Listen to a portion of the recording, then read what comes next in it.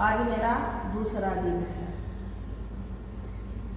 सूत जी बोले, हे ऋषियों, एक समय सनक, सनंदन, सनातन एवं संत कुमार चारों भाई भ्रमण करते हुए बद्री नारायण में पहुंचे। वहाँ नारद जी को उदास बैठे देखकर नारद ऋषि से पूछने लगे, हे देव ऋषि, आप इतने उदास क्यों बैठे हो? तब नारद जी ने चारों ऋषियों को प्रणाम करके कहा, हे प्रभु, मैं अपनी चिंता आपके सामने कहता हूँ, उसे आप ध्यान से सुनो। मैंने काशी, गोदावरी तथा गया आदि समस्त तीर्थ किए हैं, परंतु मैंने सभी स्थानों पर जाकर यह देखा है कि कलयुग के प्रभाव से संसारिक जीव माया में ऐसे लिप्त हैं कि उन्होंने समस्त शुभ कर्मों को छोड़ दिया है और सब लोग अपने अपने उदर मूर्ति की चिंता में लगते हुए हैं। वे झूठ बोलते हैं, पाखंड का सहारा लेते हैं, माता पिता की सेवा नहीं करते तथा धन के लालच में अपनी कन्याओं को नीच कुल में बेच देते हैं। जहाँ देखो वही मल्लेच्छ तथा शूद्र दिखाई देते हैं और ब्राह्मण तथा अक्षत्रिय अपने अपने कर्म धर्म में विमुख हो गए हैं।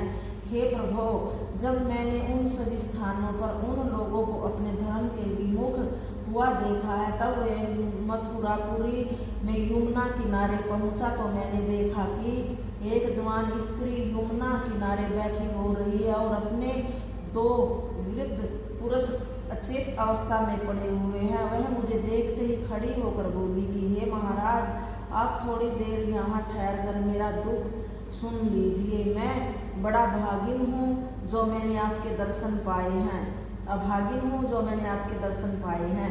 उसकी यह बात सुनकर मैंने उससे पूछा, तू कौन है? ये दोनों पुरुष कौन हैं जो अचेत पड़े हुए हैं? वह बोली, हे महाराज, मेरा नाम भगति है और ये दोनों जो अचेत पड़े हैं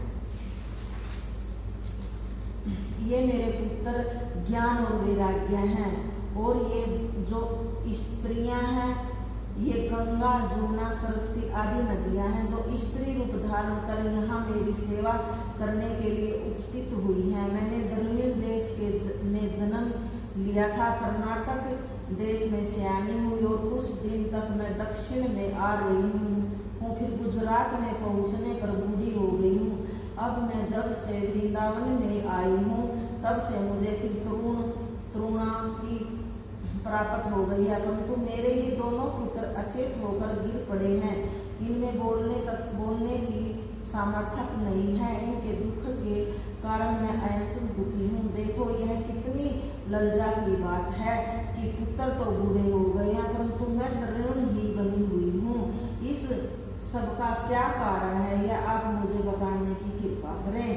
नारद ने कहा, हे भगवान, जब भगति ने मुझसे इस प्रकार कहा तो मैंने उसे उत्तर दिया, हे भक्ति, घोर कलियुग के आने पर अब तेरी और ज्ञान वैराग्य की कोई मर्यादा नहीं रही। वृंदावन में आने के कारण जो प्रमुख स्थान है तू तरुण हो गई है, परंतु तेरे पुत्रों को कलयुग में कोई नहीं मानता, इससे वे बूढ़े हैं, निर्बल हो गए हैं। यह सुनकर भक्ति ने पूछा, यदि यह कलयुग ऐसा ही दुष्ट है तो राजा परीक्षित ने इसे जीवित क्यों छोड़ दिया? तब नारद बोले, हे देवी, राजा परीक्षित ने कलयुग को एक विशेष गुण के कारण जीवित छोड़ दिया था। कलयुग में विशेष गुण यह है कि उन गुणों में सहस्त्रों वर्ष तपस्या, अनेकों दान, जप, तप करने पर भी जो फल प्राप्त नहीं होता वह कलयुग में केवल भगवान के संकीर्तन मात्र से ही प्राप्त हो जाता है। इसी विचार को करके राजा परीक्षित ने इस कलयुग को नष्ट नहीं किया, परंतु दुख की बात यह है कि कलयुग के प्राणियों में यह सहज बात भी नहीं बन पाती। ब्राह्मण, क्षत्रिय, वैश्य और शूद्र अपने अपने कर्म त्याग कर काम, क्रोध, लोभ, मोह तथा अहंकार में भरे हुए हैं। ब्राह्मणों में शिक्षा और सत्कर्मों को लुप्त होता जा रहा है। इसी अक्षत्रिय शिक्षा तथा सत्या को त्याग दिन दुखियों को सताने लगे हैं। वे आज के सार में हमको यह समझ आई है कि इस कलयुग में भगवान का नाम कीर्तन करने से ही मुक्ति प्राप्त हो जाती है। जय राधे दामोदर।